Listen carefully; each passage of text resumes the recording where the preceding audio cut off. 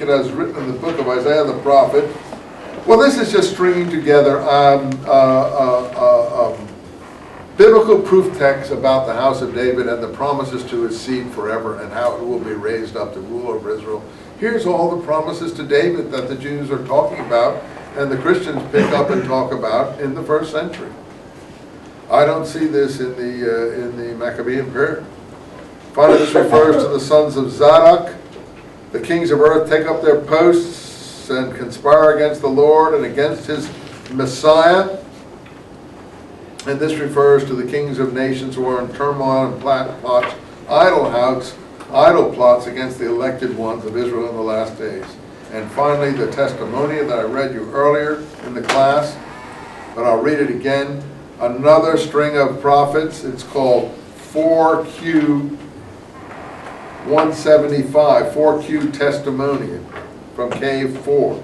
And the Lord spoke to Moses, saying, Deuteronomy 5:28, you have heard the sound of the words of the people, what they said to you, all they have said is right, etc., etc.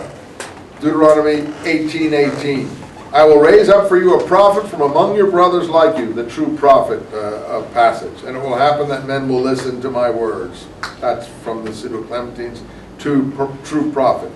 And now Numbers 24:15, Balaam the son of Beor, etc. But now close up, a star has this has gone through the Spanish into Dutch into English, so I can't vouch for the English here. A star has risen from Jacob, a scepter from Israel, and that's the star prophecy again. So we're stringing the true prophet with the star, and we read this to you before. Each one is just strung together. Finally, we have Joshua at the end. At the moment when Joshua finished praising and giving thanks with his psalms, he said, Joshua 6:26, cursed be the man who rebuilds this city.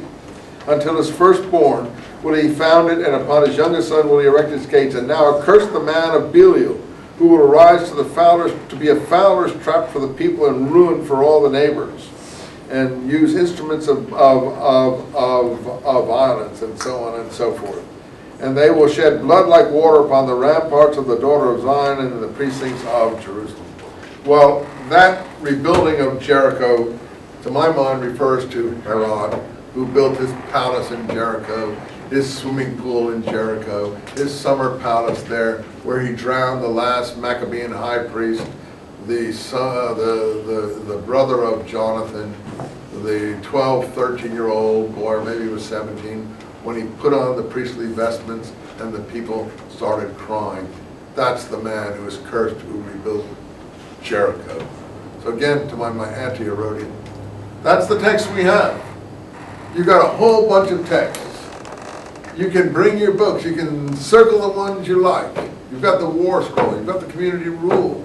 You've got the Damascus document. You've got the Habakkuk Pesher. You've got the Psalm 37 Pesher. You've got some Isaiah commentaries. You've got a Nahum commentary.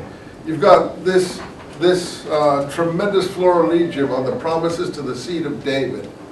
You've got all these things coursing from one document to another.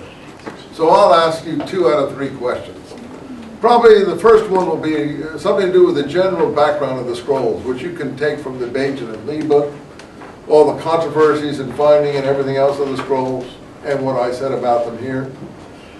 Then I'll probably ask you to analyze something like the Damascus document, maybe bring in the community rule a bit. Or I may ask you to analyze the Habakkuk commentary and some of the other commentaries and write me an essay. There's a huge amount of stuff here. I don't even know how I'm going to throw the war scroll in it, but if I leave something out, you stick it in where you think it's useful. And I've enjoyed having you guys for class. I enjoyed your paces. I'm sorry we had to rush. You're a good bunch of people. You put up with me. And I'm really pleased that I hope you got some excitement from these texts, because these texts are so exciting, and most of what you hear about them just makes them into the dullest pieces of nothingness anyone could ever not want to read. So let's hope that you do well, and thanks for having the class. And I'll sign any books you want this time or next time. And if you have special pleading, plead. I like pleading. I like being